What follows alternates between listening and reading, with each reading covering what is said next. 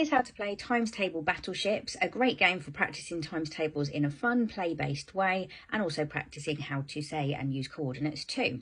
So each player needs a times table battleship grid like this. You can download these for free on my website, and they first need to add in 4 to 6, it's entirely up to you, times table questions horizontally or vertically across their sheet. Make sure they don't show this sheet to the other player. So players take it in turns to try to guess where their opponent's times table ships are.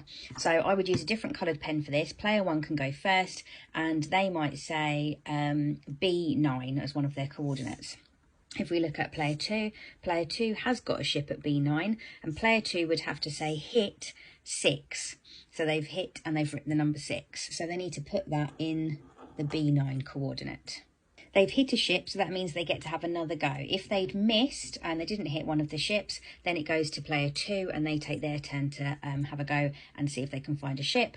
But because they've hit, they can have another go. So this time they might say C9. That would be a hit, and that is times. So we'd write that in. And then they might say D9.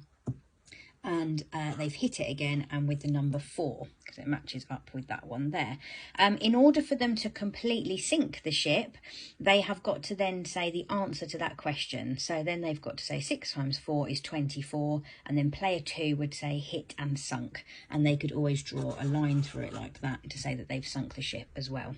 And then play continues until either player 1 or player 2 finds all of their opponent's times table ships.